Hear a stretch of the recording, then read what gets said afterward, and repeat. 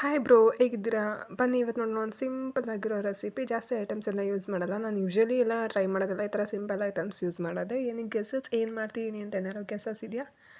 ಇದು nothing but ಕೊತ್ತಂಬರಿ ಚಟ್ನಿ ಮಾಡ್ತಾಯಿದ್ದೀನಿ ಇವತ್ತು. ಹೇಗಿರುತ್ತೆ, ಏನೇನು ಹಾಕೋದು ಅಂತ ನೋಡೋಣ ಬನ್ನಿ. ಫಸ್ಟಿಗೆ ಒಂದು ಬಾಣಲಿ ತೊಗೊಂಡು ಸ್ವಲ್ಪ ಸಾಸಿವೆ ಮತ್ತು ಸ್ವಲ್ಪ ಜೀರಿಗೆ, ಒಂದು ಸ್ಪೂನ್ ಜೀರಿಗೆ, ಸ್ವಲ್ಪ ಜಾಸ್ತಿ ಸಾಸಿವೆ ಹಾಕ್ಕೊಂಡಿದ್ದೀನಿ. 1/4 ಸ್ಪೂನ್ ಸಾಸಿವೆ ಹಾಕ್ಕೊಂಡು ನೀಟಾಗಿ ಕೆಂಪಗಾಗೋ ಥರ ಫ್ರೈ ಮಾಡಿಕೊಂಡು ನಾವೇನು ರುಬ್ಕೋತೀವಲ್ಲ ಆ ರುಬ್ಕೊಳ್ಳೋ ಜಾರಿಗೆ ಹಾಕ್ಕೋಬೇಕು ಇದನ್ನು. ಈಗ ಕೆಂಪಾಗಿ ಫ್ರೈ ಆಗಿದೆ ಅನ್ಕೋತೀನಿ. ಸೊ ಜಾರಿಗೆ ಹಾಕ್ಕೋತಾ ಇದೀನಿ.